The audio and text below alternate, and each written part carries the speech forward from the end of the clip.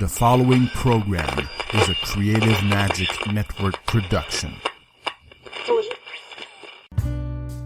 You're listening to What's Your Excuse with Max Ivy, known around the world as the Blind Blogger.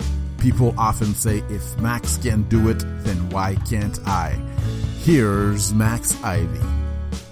Okay, hello and good morning to everybody out there. This is the first episode of What's Your Excuse to start the new year, and I'm very happy that y'all are decided to start it by listening to me and my guests, and hopefully we can inspire you and motivate you to take action and make changes in your life. This is What's Your Excuse, and my name is Max Ivy. I'm known around the world as the Blind Blogger, and today I have with me good friend of mine. He's his name is Michael Babcock.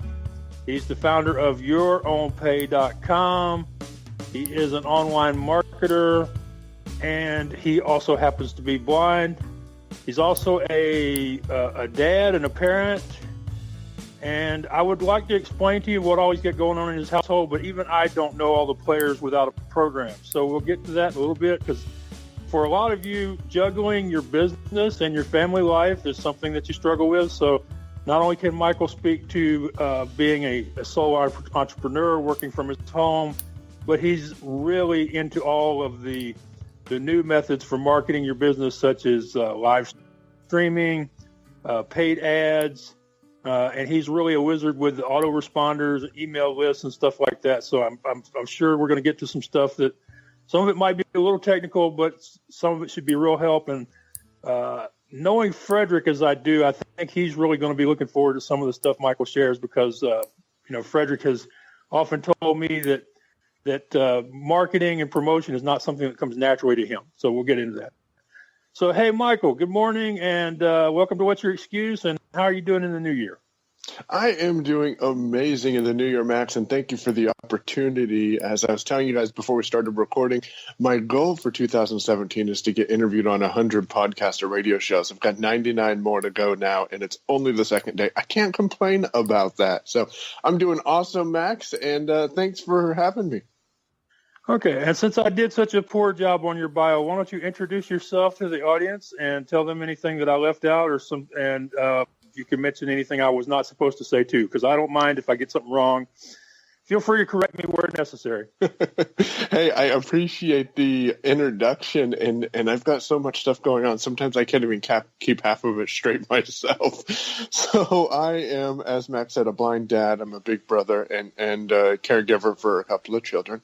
I've got a son who lives in Alaska. I am coaching blind entrepreneurs on how to bring their business online and leverage technology to automate the tasks that they don't want to do, simply for the fact that I want to spend more time with my amazing wife and the two children I've got living with me and my son during the summer. And I don't want to spend time working in my business. I want my business working for me, and I want to teach others how to do that as well. And I'm also a podcaster when I get around to it. I'm supposed to be relaunching my podcast this month, but I'm in the process of putting together some structures for some new opportunities, which will end up in 2, possibly 3 podcasts instead of 1. And I thought I was crazy with 1 podcast. So that's what I've got going on this year. And then I also create courses. Just to remind people.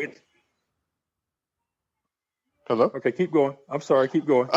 I was just going to say I have also created a couple of courses and have plans for 4 actual full-fledged courses this year and 4 mini courses. And then I'm doing some one-on-one and group coaching as well. Okay. All right. And one thing I think I should mention is that while Michael's specialty or his target audience is helping visually impaired or blind business owners get their businesses online, a lot of what he does and teaches is very applicable, and in a lot of cases much simpler and easier to follow for the sighted people as well. So I think it's important you bring that up, actually, Max, because people don't, from what I have realized, and one of the things that I've struggled, and we can talk more about my adventure later on if you want, and why I got started online. But over the past 3 years, I've realized that people, myself included, don't realize who their target market is. And often when they do figure out who their target market is, they've got blinders on and they only want to serve those people. But in my opinion, your target market is who can I best help with the free content I'm providing? And if that attracts other people to me, then that's cool because that's more business. But who can I best help with the free content that I'm providing, and who am I most comfortable helping? Does that mean that you're going to help other people that you might not be comfortable helping? Probably, especially if you're in business. I want to get back to that one line you used there. Most comfortable working with or helping. Because in the beginning, it's all there's just so much pressure to get a client, to have somebody coming in that you will go after and take anybody that will send you a check. And so, how do you fight through that temptation when you're in that early stages and you like you said are not really even sure yourself who your target really is? Yeah, I'm glad you brought that up. I didn't fight through that temptation. I gave into that temptation, and it drug me down for, we're going on 13 months. I'm in the process of ending a relationship with someone who I first joined with them. And they're like, hey, Michael, I want to pay you to do this job and that job. And I said, awesome, it's money coming into my Stripe account. I can invest this into advertising, or I can invest this into tools or whatnot. But in the long run, I found myself spending 8 or 9 hours on a project I was getting paid $10 for. And I said, wait a minute. I went into business to get paid more than $1 an hour. And then when I reached out to the person, I said, hey, the tasks that I'm doing for you are taking me XYZ amount of time. I am increasing my prices with 2017. That's another thing. If you haven't considered a price increase in 2017 and you're not happy where you are, do a price increase in 2017. People will understand. It's not that big of a deal. But I told her, I said, I'm doing a price increase, and my prices for you, because you were my very first client, are tripling at least.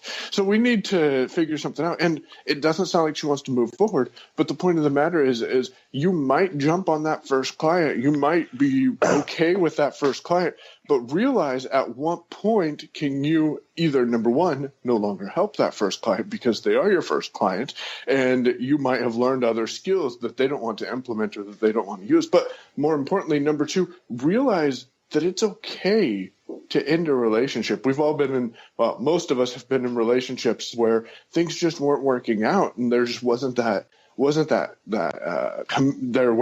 chemistry in between you and that individual. And eventually either they ended it or you ended it. And it's the same with business. At some point, there's going to be an end to a relationship. Realize that when you're getting in with these new clients. And while you're working with this first or second client that might not be your ideal client, take that time to reflect on what do you like doing for this client and what do you not like doing for this client, and then shape an avatar.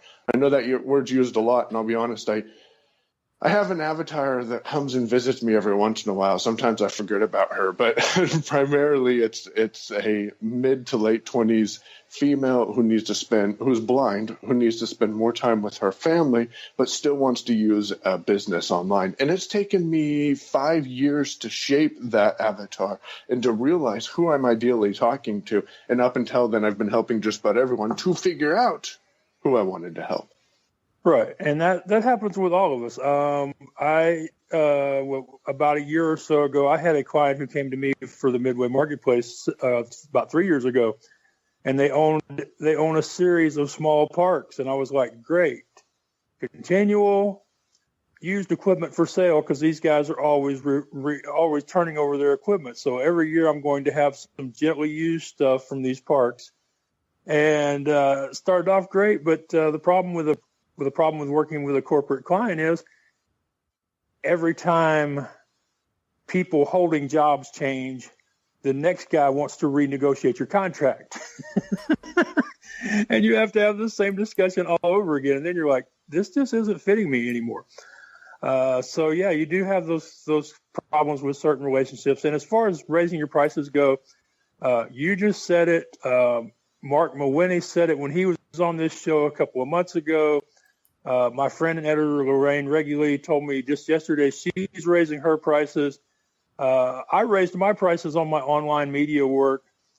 But the thing about raising your prices, you know what it does? It gives you a little freedom, because if you can attract clients at those increased prices, it gives you the freedom to take on a pro bono client, or to take on a client who's in a certain situation who, maybe you can offer them a 20% discount because the additional fees you're charging are generating you enough income where you have the freedom to decide things like that. Well, I think it's important not only to look at it that way, and I apologize to interrupt. You know me; I'm the type that likes to talk. So, but the aspect of it isn't not necessarily, in my opinion, that you can help people by pro bono, but how many people can you help who might not have been able to work for you because you weren't making enough money, but yet they don't want they don't want to have to deal with the hassles. And I'm thinking of a gentleman out of India that I'm connected with. They don't want to deal with the hassles of running their own business, but they like to do show notes for podcasts, or they like to do graphic works for websites.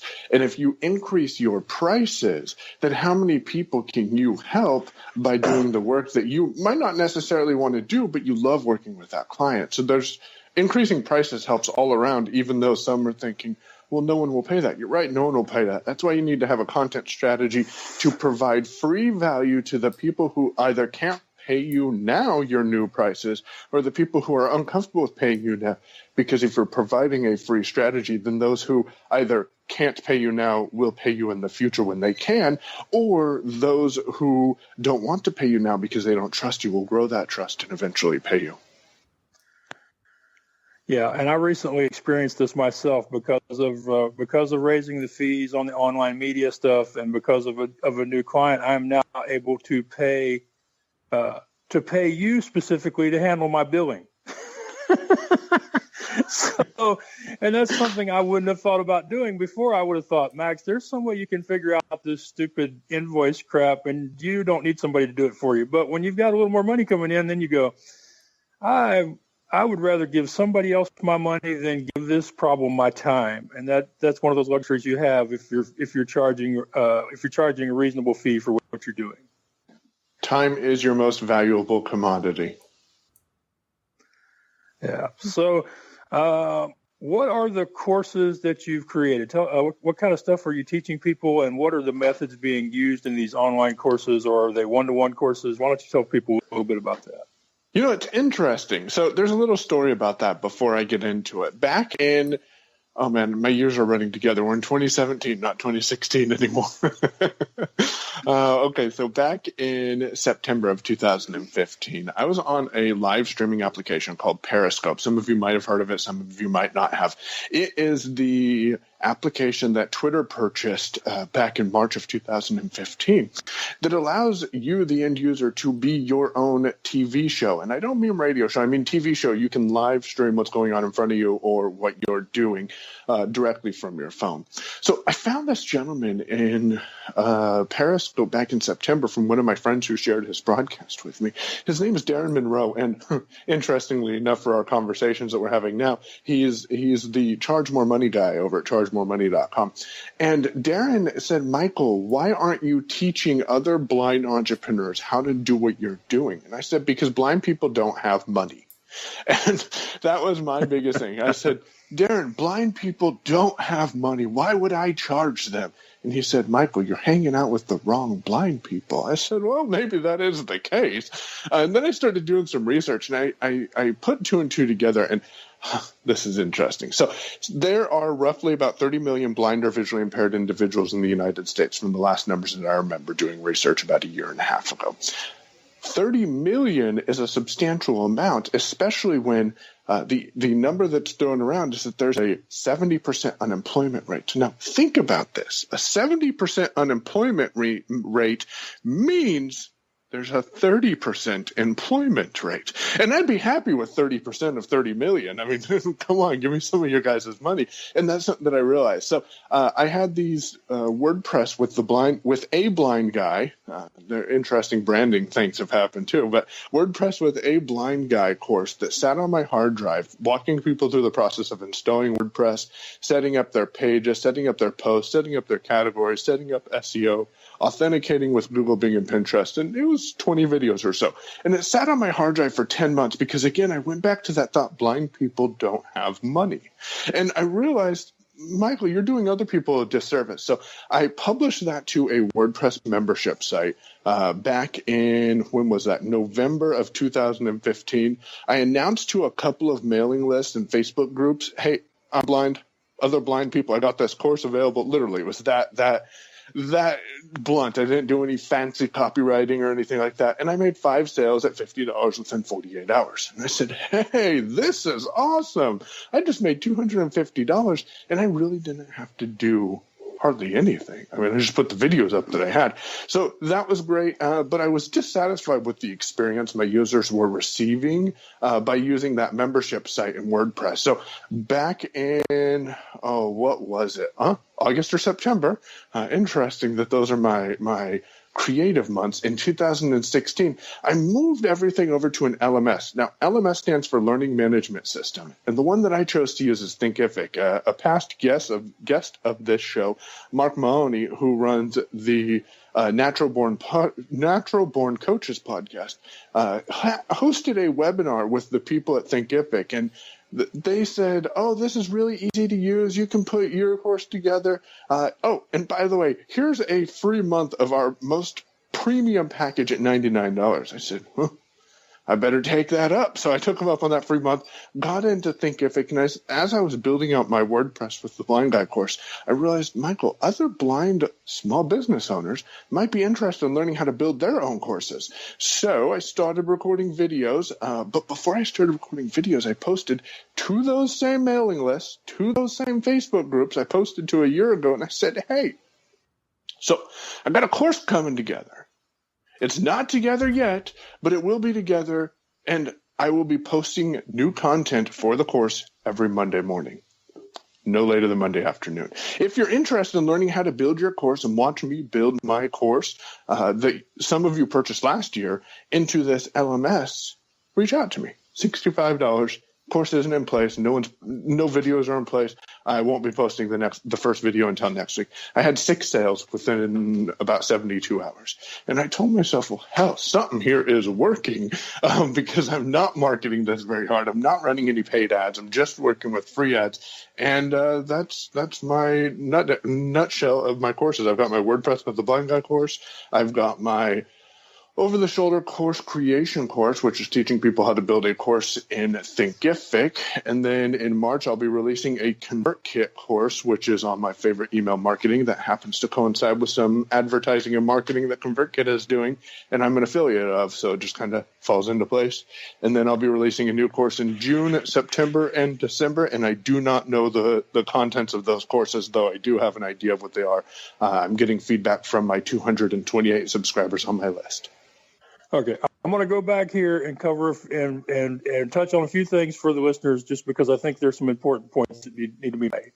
First off, the very first course, the WordPress with the Blind Guy, was a course of 20 modules of video or other recordings that you had already done. So that right there tells me that most people probably have content that they've created that they're either not using, never used, or never used properly. So never be afraid to repurpose or reuse content, or what we used to say in the amusement business, never be afraid to rehash. So that's the first thing. The second thing is you marketed to blind people specifically on email lists and Facebook groups where you thought there was a reasonable chance that some of those people might have a business, be thinking about starting a business, or might think about starting one if they knew it was easier than they thought it was going to be, which having a course laid out for you, that helps a lot. So there you did the marketing. And then after you did the first course, you reevaluated that course, you checked in with your audience, including your current mailing list, and you came up with a newer and better course. And now you have a goal or a plan in place to create a new course every quarter going forward. So those are a few things that jump out at me, and I just wanted to make sure that I mentioned them because you did go a little fast there. I know we only have 45 minutes, but there was a lot of stuff in there, and I hope people were paying attention as far as a lot of this came from just deciding to use or package the content you had.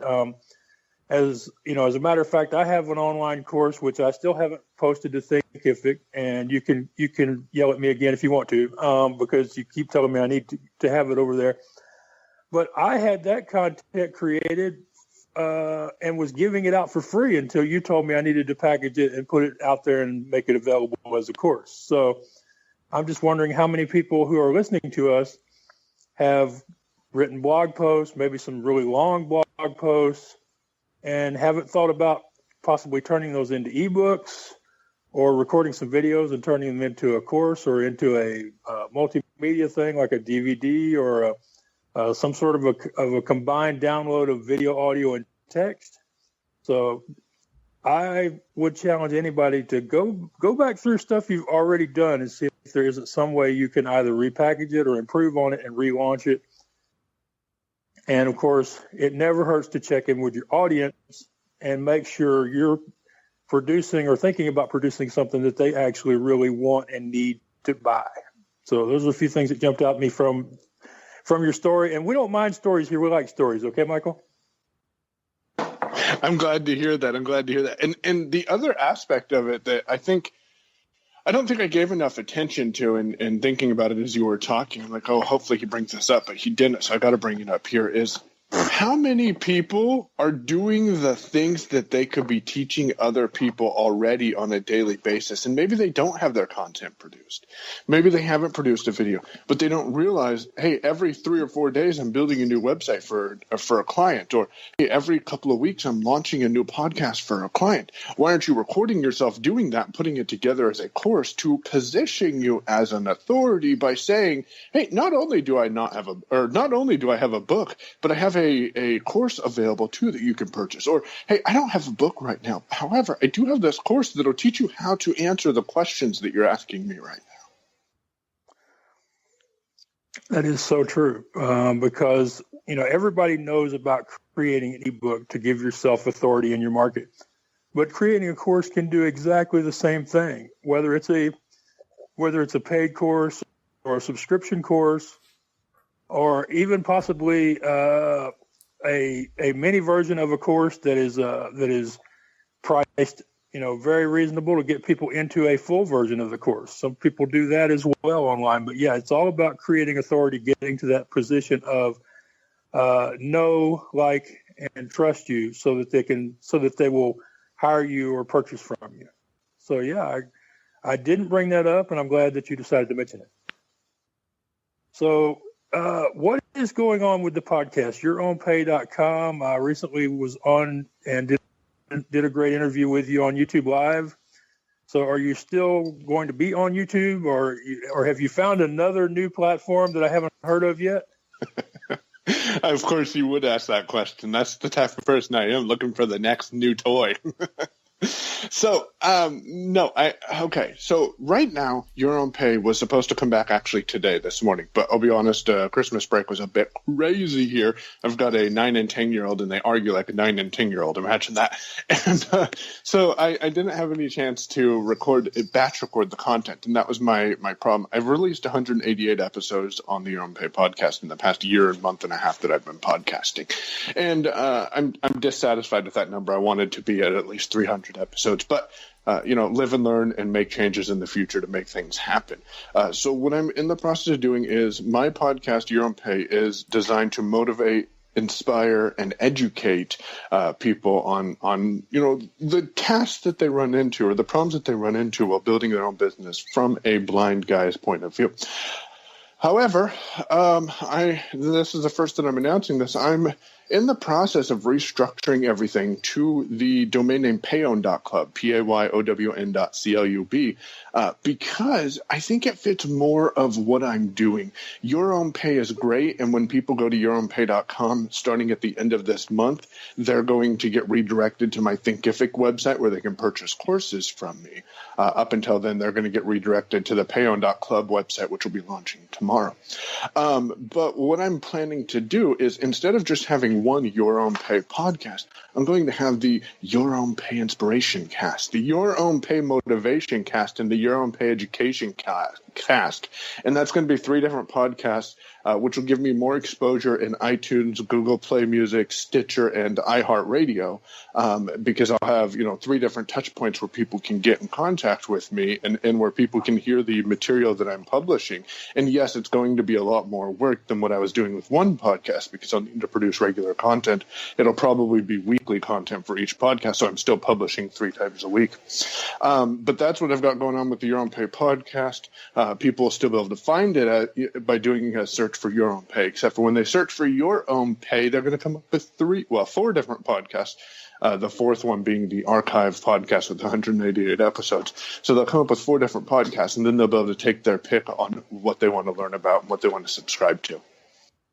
Okay. I do need to ask a question here because I'm sure Frederick is curious about it. Our podcast, we have submitted using Spreaker, and we're continuing to await being included in iHeart.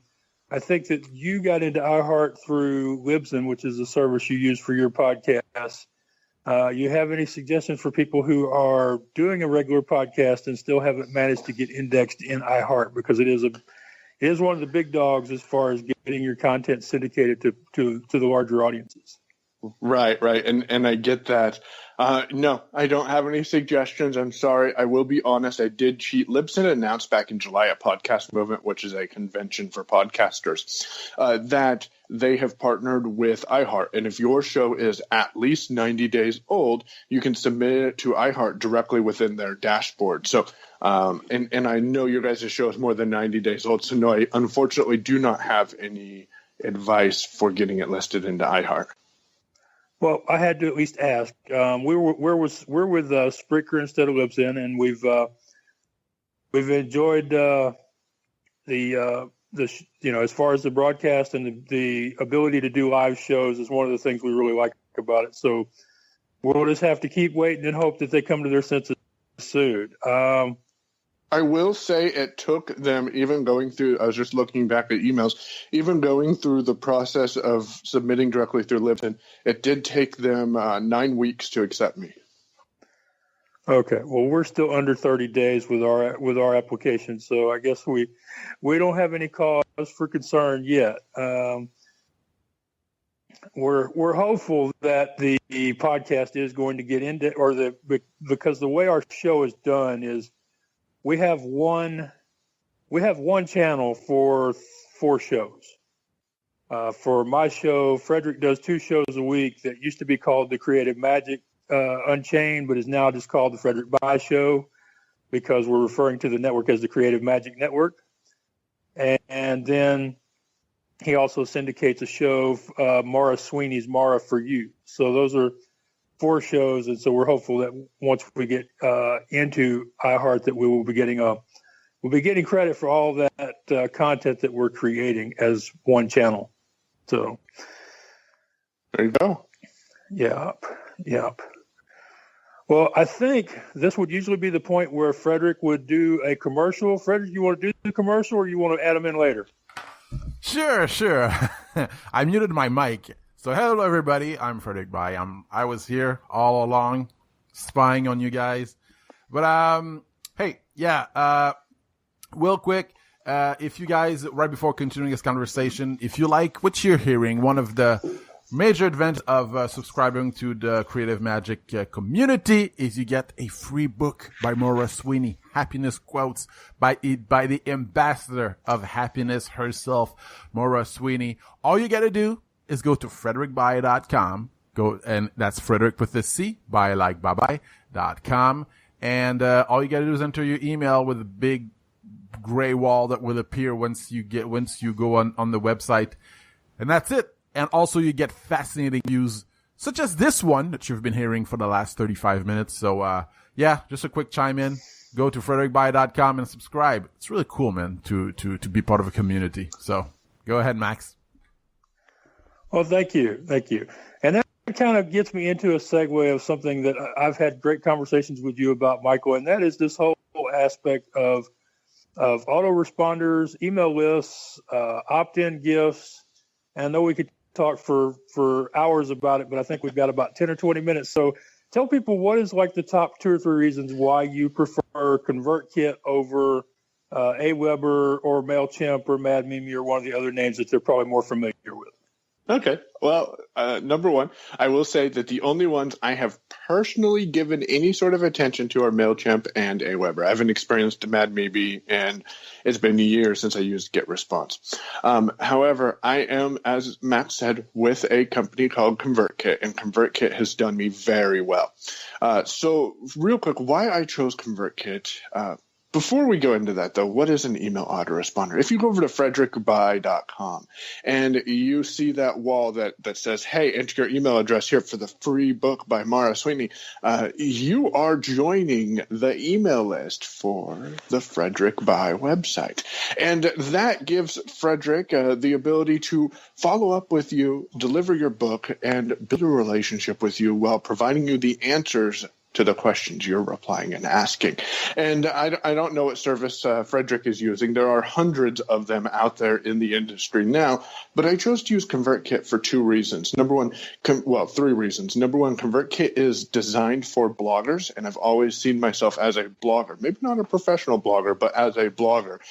So ConvertKit was designed for bloggers. Number 2, ConvertKit is accessible. So for someone who uses a keyboard 100% to access anything I do online, finding an easy-to-use and accessible platform, maybe it doesn't have all them sexy, sleek features that everyone else is interested in using, but as long as it can get the job done, and it's not something I created a podcast episode a couple of weeks ago called Not Fighting with the Tools You're Using.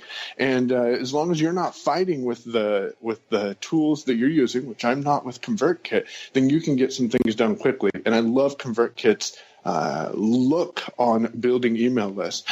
Most of your other email autoresponder services charge you per time that someone enters their email address. So towards the end of this episode, I'm going to give you guys something away for free.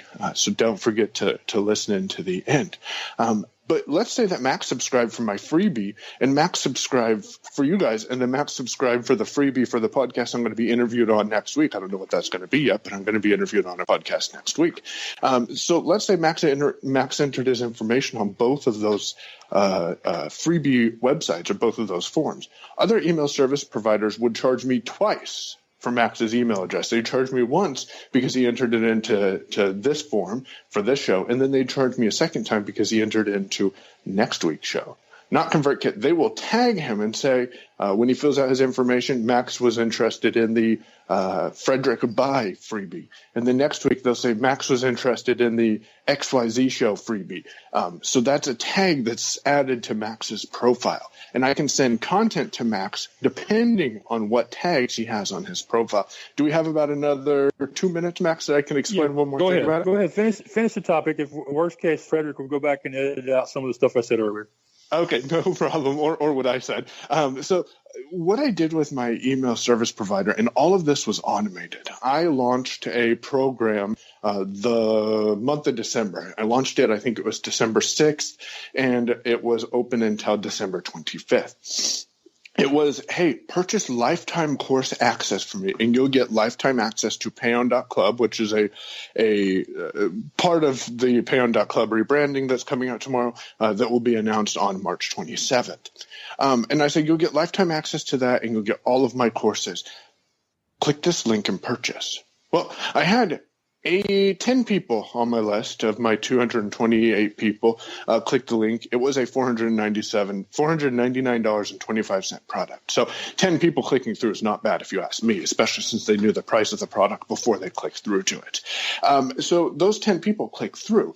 2 people ended up actually taking action and purchasing, one on a monthly payment plan for 5 months and one all up front, which was great.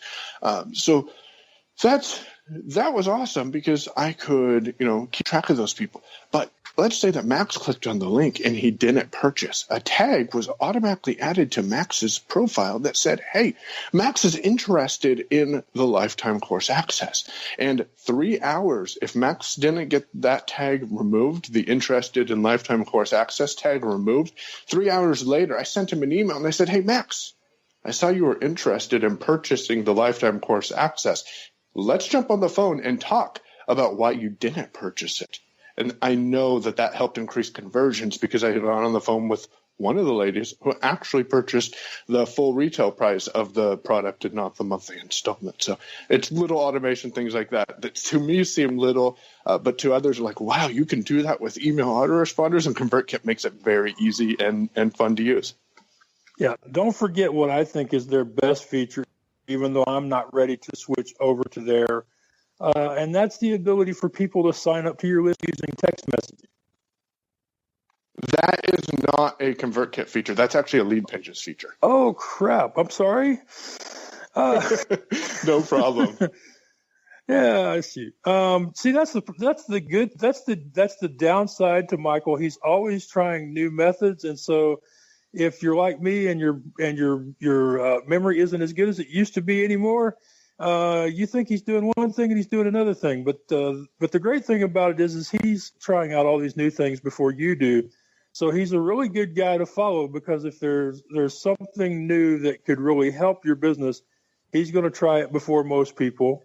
He's going to take advantage of the free trials or the discounted first opt-ins, or he'll stay in them, or in some cases he'll contact the provider and they'll have a conversation that will lead to him becoming an ambassador or an affiliate or a beta tester or something. So, especially when it comes to blogging and anything new that will help run your blog smoother and make you do less work, he's usually one of the first guys to be trying to find out about it. So I'm sorry about that, but yeah, I keep hearing about ConvertKit. I'm not ready to switch because, quite frankly, I just don't see myself as needing as many bells and whistles as that. But I will give you the opportunity to talk me out of that offline. So, no problem, Max. I just want to throw one little thing in before we move on, and that was about building relationships. Recently, I'm putting together a freebie, which eventually people on the mailing list will get access to. It's not available right now, but it was the top 10 tools I install on my Mac when I reformat it, or actually I called it the top 10 tools I install on every new Mac.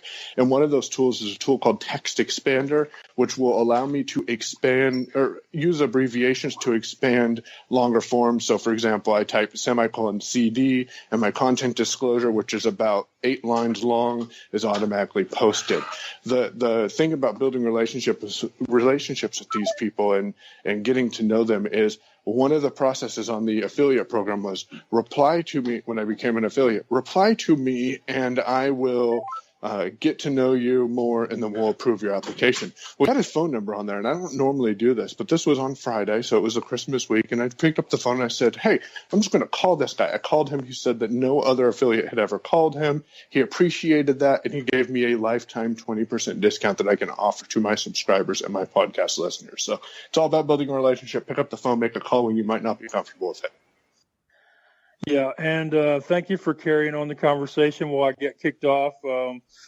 And I'm glad I was able to get back in. But yeah, it is all about building relationships. And yeah, a lot of times there's that problem where instead of just connecting with the person and having a conversation and seeing where things go, you're in the back of your mind, or even in the front of your mind, worried about what is this going to lead to, and when will it return income? I think far too many people are in online business are worried too much about paying those bills.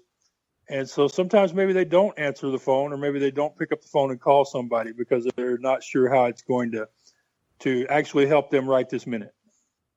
That is so true, though, Max. People don't pick up the phone because they don't know how it's going to affect them, and whether it's going to be a positive or a negative. relationship. And behind my point of picking up the phone or sending out the email for Text Expander, I looked at it this way. I'm including this resource in the PDF file or the video or both, whatever I decide to end up doing with this content. I've already produced the video, so I'm going to use this resource.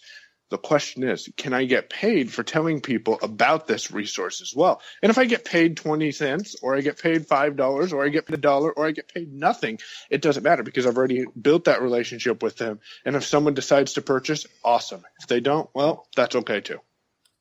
All right, guys, we got about 4 minutes left, so let's wrap this up. Max, go ahead. All right. So, Michael, I'm going to ask you the question everybody asks me before you remind people where they can find you. What is one thing you would want people to know, one thing you'd like to leave people with as far as something that will help them in marketing their business or running their business online? It's a quote I heard from Darren Monroe, actually, that guy that I mentioned earlier that I met on Periscope. And that quote it's something that I have to remember myself, and I think you need to remember it too. Not just you, Max, but Frederick and all the listeners. You are more valuable than you think. And I think we need to all realize that. The knowledge and experiences that we've gone through are knowledge and experiences others might not want to have to go through, so they will pay you to learn from those experiences. So just remember, you are more valuable than you think. Well, I really appreciate that. That's one of the few unique answers that I've heard to that question in a long time. So I appreciate that. And then remind people how they get a hold of you. Hey, no problem. So there's a couple of ways to get a hold of me. The number one way is to be on my mailing list. Yes, frankly, I am looking to build it up. My goal is 10,000 subscribers by the end of 2017. So if you head on over to yourownpay.com/buy, BYE, that's yourownpay.com/buy, you can get access to my free, I used to call it branding with a blind guy email series that walks other individuals through the process of building the foundation of their brand online. I've renamed that this year to Building Your Foundation with Your Eyes Closed, because I think with your eyes closed sounds a bit more catchy. So if you go to yourownpay.com/BYE, you can get that free email series, and then you'll be the first to hear about any new upcoming events that I've got coming on. You'll get that PDF and that video file we were talking about earlier eventually, and you'll have exclusive opportunities to join any sort of programs or courses that I create and make available. The last way people can get a hold of me is on Twitter at Payown, PAYOWN. All right. Well, thank you very much, Michael, for coming on the show, and for it's great that both of our goals for this week coincided. I wanted somebody I could have on as a great guest for the listeners to start the year off, and you wanted to do your first show out of 100. So we're great we could help each other. Always good to talk with you, and Happy New Year. Thank you, Max, and Happy New Year to everyone. And remember, make today the best day of your life. Then don't forget to do it again tomorrow. All right, thank you. You've been listening to What's Your Excuse with Max Ivy, known around the world as the Blind Blogger. For more information, you can go to theblindblogger.net or frederickbuy.com. That's Frederick with a C, buy like bye-bye.com.